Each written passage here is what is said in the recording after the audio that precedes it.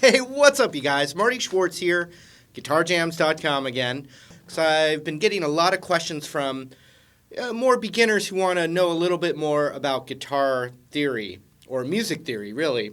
And theory just means the how and the why it works, how it works, and the, secrets, opening Pandora's box of music.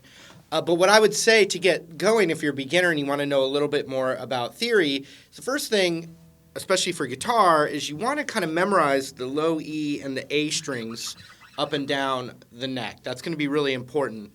The next step, besides just playing and having fun, but for the theory, the next step would be to kind of start grasping what are called intervals. An interval is how two different notes sound together, the sound that they make.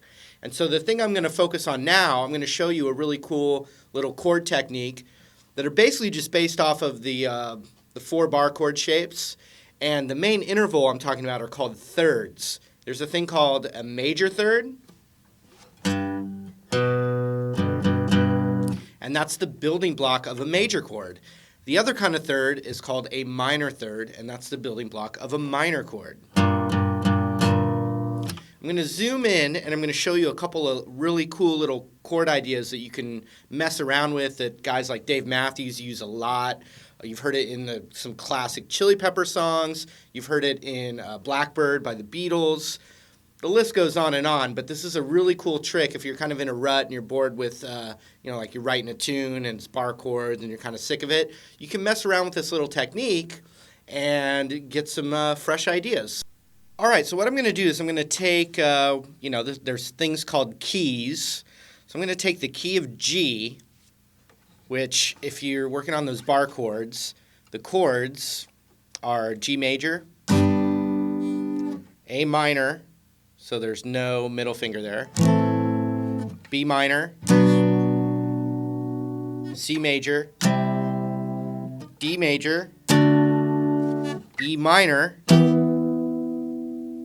and then a weird kind of F sharp minor, back to G. Now it doesn't, if you do it with the roots on the A string, you've got G major right there,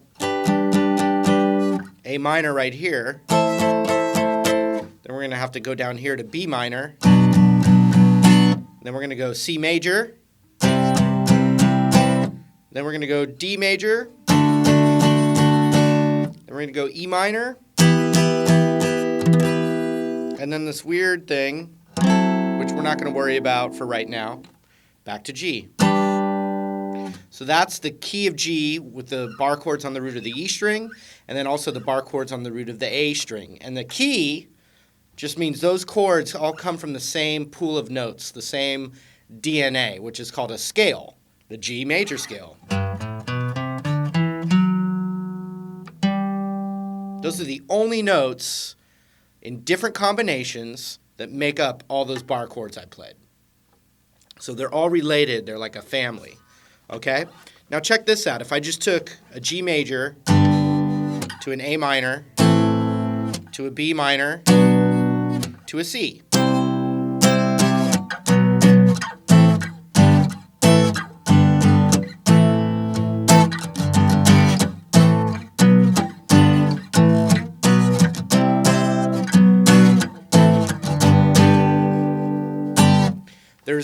There's multiple notes inside that chord. And what I'm going to show you, and like I said before, someone like Dave Matthews and, Chili Pepper songs, Beatles, there's so many others, but those are just some of the guys I was thinking of when I thought of this lesson. Instead of playing the full chord, which is it's a full six string chord here, what we can do is that we can actually take some of the notes out and just play that interval, that third interval that I talked about in the intro here. And let me show you what it is. You got a root, and that third interval from this bar chord is where that middle finger is on this chord. So what I'm going to do, instead of playing the whole chord, I'm actually just going to play that root and that major third up here. Oops, let's see if I reach it here.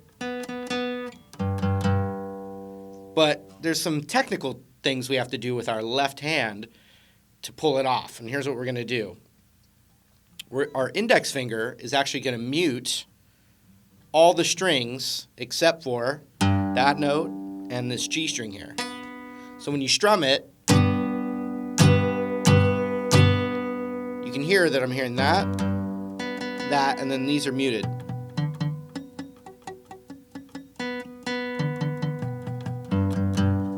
And that's a different, that might give you a different, it's a different sound, obviously.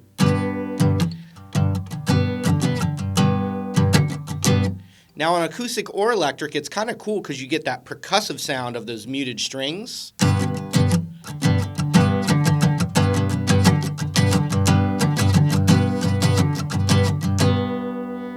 Now let's go up to this A minor. A minor chord has a minor third. So when you play the minor third off the E root, it's not a half step higher anymore. It's actually on the same fret. So we're going to use all that same technique. We're going to play the 5th fret of the low E string and the 5th fret of the G string, and then my index finger is muting the rest of the strings, so you get this sound. Instead of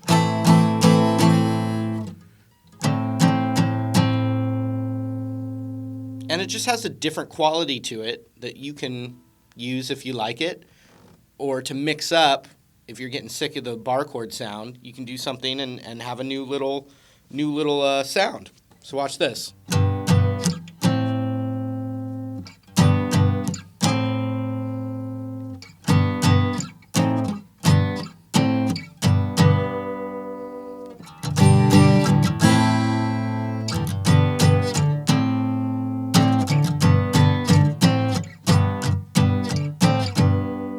This is also cool if one guitar player or piano player or any other instrument is playing like a full chord.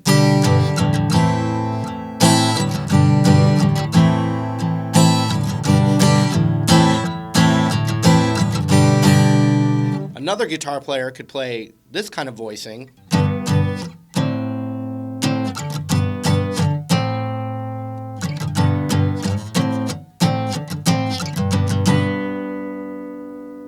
And now you've kind of got a ensemble sound, or orchestrated sound. Okay, let's keep going. We got G major, A minor. The next chord's B minor, so you just move it up a whole step. The next chord's C major, so we move it up a half step. But now that has to be a major third right here.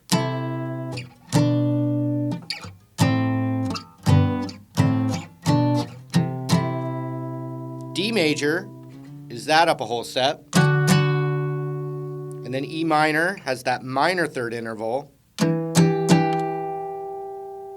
Then we've got that weird chord, but we can, when we're only doing the third interval, it's a root and a minor third.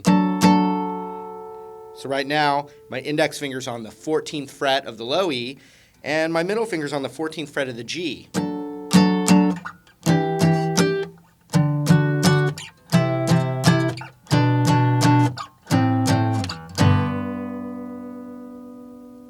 Now here's where it gets kind of cool though. When we do that third interval with the root on the A string.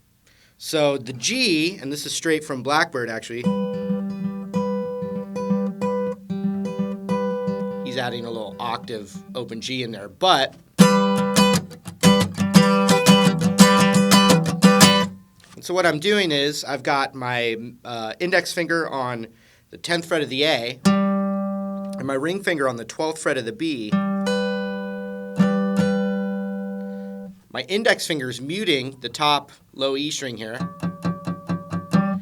And it's also muting the rest of the strings too. That's going to probably be the trickiest part about it. So we got that. That's how we play the G major, the root, and the major third with the root on the A string. And you can see it comes straight from this.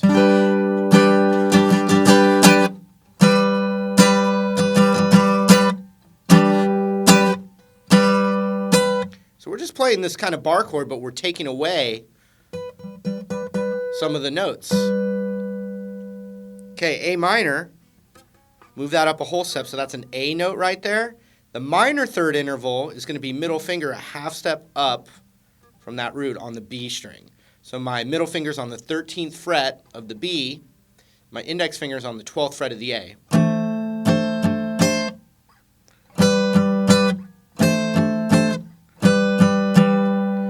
And I'm keeping my index finger on that root no matter where I go. So if it's a minor, it's that middle finger a half step, and if it's major, it's the ring finger a whole step higher. So watch this. We got G major, we got A minor, we could go all the way up here for B minor, but it's also right here, B. C major is a half step up, and it's major. D major, E minor, F sharp minor flat 7 is what it's called. We can just look at it as a minor interval here. Back to G. So watch, when I combine those voicings with the root on the E string and the root on the A string, now you have some options.